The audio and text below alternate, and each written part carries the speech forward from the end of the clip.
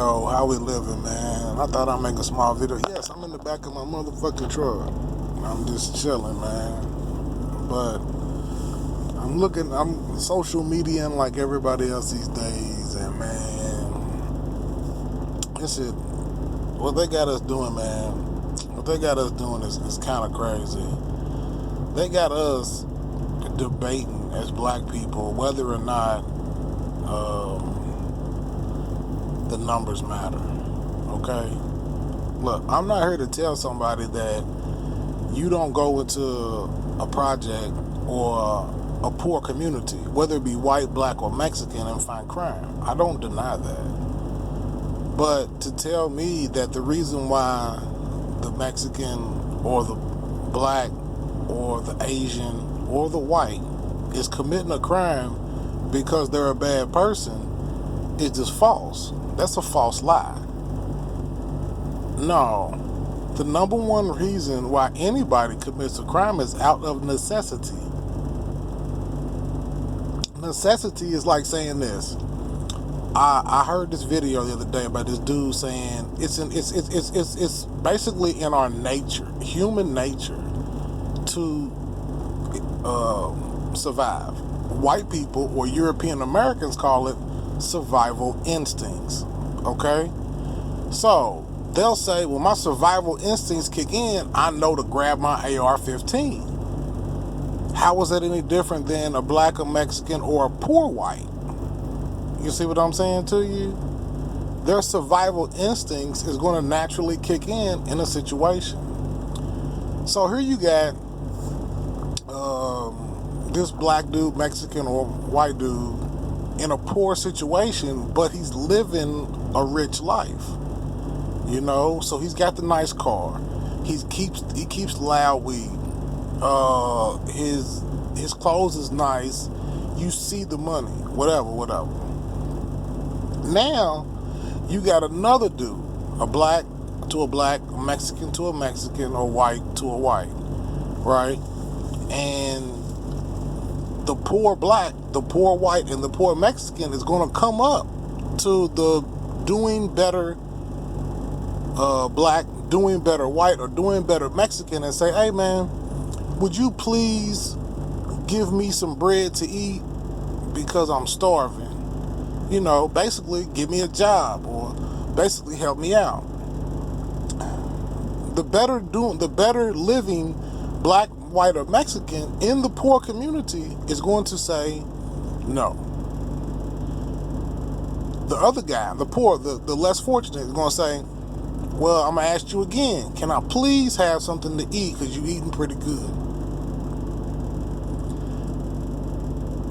All three, black, white, Mexican, say, no, I'm not going to help you. Get up off your ass. Get your own bread. Then the poor white, the poor black, or the poor Mexican says, fuck you, I'm going to take your shit. Okay. That goes all the way back to the Indians and fucking European Americans. If you don't want to live underneath us, willingly, we're going to fucking take your land. Now, I don't know all the ins and outs of slavery and how we got over here, and there's several different scenarios to that. But there's one scenario that I do believe in, and that is that somebody was living here, and then somebody else came and they took the land. I do believe that.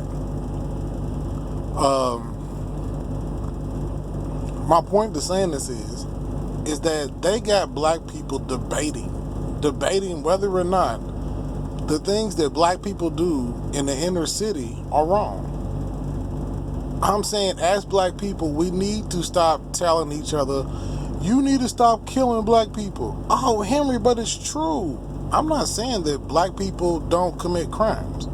Black people commit crimes like white people commit crimes.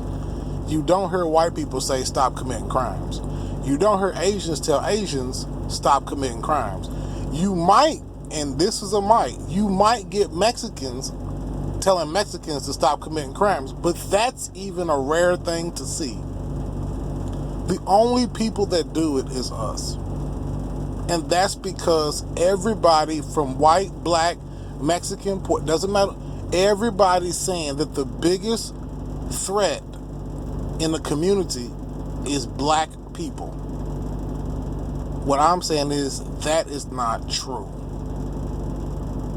It's like me saying America is the greatest place on earth to live, but I've never been to Dubai, I've never been to Switzerland, I've never been to Europe, I've never been to China, I've never been to South America, I've never been nowhere but the United States of America. So then I asked that person, well then how do you know this is the greatest place to live if you've never lived anywhere else? Well, I can just tell from what I see. And I'd be like, but what if I paint you a picture that I want you to see? How do you know that picture's not what I just want you to think about these people? Well, I don't believe a white person will lie to another white person. Okay, my fault, brother. I'm just asking questions. So then I asked a white person, I'd be like, if you was a racist white person and black people didn't do nothing wrong at all, would you get on TV or would you get in a setting or a situation to say, black people are the worst? So this white guy paints a picture and then he controls the numbers? So wait a minute. You're the FBI or the chief of police or you're the mayor or you're the governor or you're the politician. You're the person that controls the flow of data. So you're telling me that 80% of all crimes committed or murders or violent crimes committed are happening by African Americans. And I'd be like, I don't deny that black people commit crimes. But then if I show you that 80% of all domestic terrorism in America happens by the hands of white people, you shrug that off. But the 80% in the hoods or in black communities comes from the FBI and the police. The 80% of domestic terrorism comes from the FBI and the police. If I say, who should you police? White people or Muslims? You'll say Muslims. Now, if I give you another number, aggravated assault and murder are damn near the same things to me. When you look at the FBI database, you'll see that white people are hands down leading in aggravated assault. They are blowing niggas out the water. You understand what I'm saying to you when it comes to that? So then you put that with their murders. And you can put ours together. You can put our murders and our aggravated assault together. Guess who's leading the pack? But then they'll say, well, we're supposed to lead the pack because we're the majority. And I'm saying, well, then that means you're majority of the problem too. That's just not true. I'll be like, you just said you was the majority, so that means you're the majority of the problem. But for some strange reason, they cannot understand, but they do understand. See? They can't understand, but they do. You see, they know what they're doing because they control the numbers. They control the narrative. They control what you hear and what you see. So a white person will put it out there, black people are responsible for 80% of violent crimes. And then I'll say, white people are responsible 80% of terroristic domestic terrorism. Yeah. And they'll shrug it off. White people are responsible for 70% of all crimes. They shrug it off. White people are responsible for 80% of immigration. They shrug it off. But when the number turns brown, it's a fact. That's like telling me that everything white is right and everything black is wrong. That's what Muhammad Ali said. He said, well, it ain't white people lie. Why is it just black male? Why ain't it white male?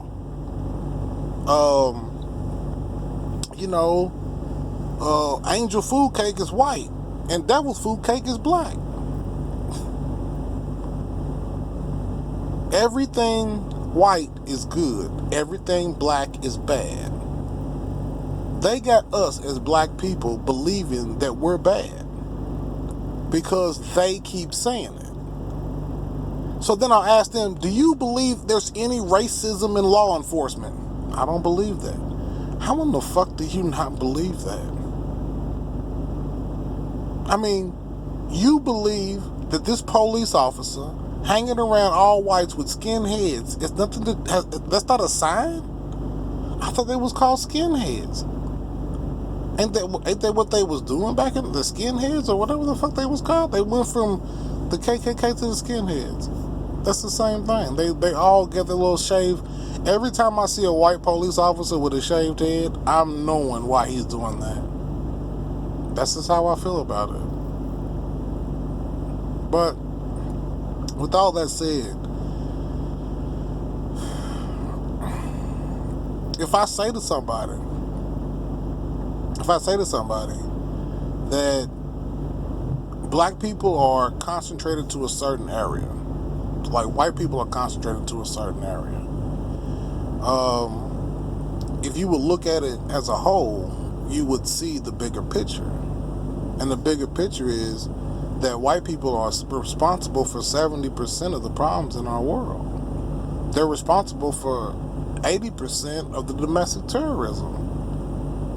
But it doesn't matter. So now I gotta listen or see black people debating whether or not we should stop doing something. And I'm saying, no, you don't have to tell me what goes on in the hood because I've actually been in the projects. I lived in a white neighborhood. In a white neighborhood I grew up in, they stole my bikes, they vandalized our house. They constantly they would constantly do something. I used to be called niggers, all types of things. But when I went to the projects, it wasn't nothing like that. It wasn't like somebody was like, "Hey man, I'm gonna kill you." It wasn't like that. It was no different than being in the country it's no different than being in a rural country area around white boys. Okay, if this white boy does something to this white boy, it might be a bar fight. Okay, and it might lead to a stabbing or a shooting. In the projects, it's no different. If this dude's doing this and this dude's doing that, they get into an altercation, it's going to be a fight. And if it gets down to it, it's going to be a gunfight. It's no different. When you're in a poor community and you're relying on street rules, basically. So if you're in a dice game, well, I'm not going to rob the dice game. I'm going to play a fair game with you. I'm not going to try to cheat you. But if this dude tries to cheat you and you catch him cheating, you be like, hold on, dude, you just cheated me. I'm trying to play a fair game here. Why you got to cheat me for? We can just play. If I lose, you get my money. That dude gets beat up, right? He tried to cheat. He gets beat up, right? Now, he cheats again. Now he gets shot. I'm not saying that's right. I'm not saying it's this way or that way. No, what I am saying is that I understand that you're saying that black communities are bad because poor people are just asking for food from people that are living better off, and those people that are living better off are protecting themselves from people trying to take their better way of living.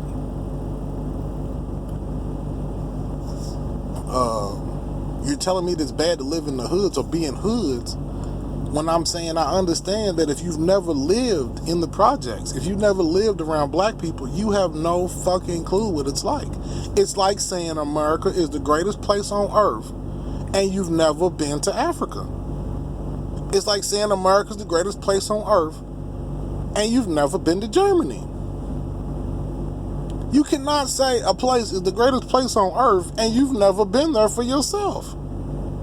But you're going to take the word from somebody else that Norway is the best place on earth because they're showing you pictures of this and pictures of that and telling you this and telling you that? But then if you go down towards the south and go to Nigeria or South America, you'd be like, wow, y'all living like this down here? But unless you live in those situations, you have no clue what it's like to live in those situations, or you don't have no idea what the fuck you're talking about. But now I gotta look at us as black people, debate whether or not we should stop doing something. And I'm saying, don't worry about what we're doing. We're gonna have criminals. Like, there's gonna be black criminals. But I believe in us as a people, and us as a people are not bad people. I don't give a fuck what their numbers say. Their numbers are their numbers. They're not our numbers. It's like, I'll give you a perfect example. A perfect example is what they're doing in California right now with that Rashad dude who got hung from a tree. That's what I was saying to myself. I said, nigga, if I was that dude's family, I would ask for an independent investigation. Guess what happened? They are getting an independent investigation because the autopsy report said it was a suicide before the fucking detectives even finished the case, before they even came up with evidence or whatever the fuck. They said in the middle of the detectives investigating, they ruled it a fucking suicide. Nah, man, that's a little premature in my opinion. You know, you didn't cut off the crime scene, you didn't bring no yellow tape, you didn't do none of that. You looked at it from a nigga hanging from a tree, you knew what it was, and you deemed it a fucking suicide. Because if a black person's gonna kill themselves or get killed, it'd probably be with a goddamn gun. But either way it goes.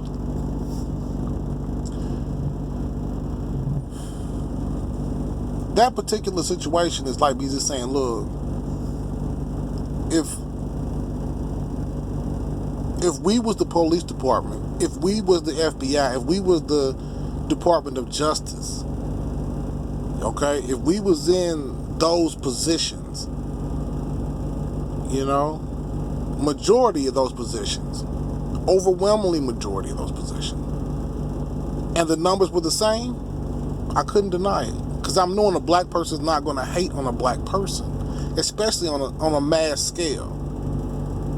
But if you can't see that white people are looking at these numbers, so I'll give you this is a conspiracy theory thing right here. Okay, let me cut time out, nigga. This is a conspiracy thing. I'm trying to give you a conspiracy type situation, a conspiracy theory type situation. And what is that?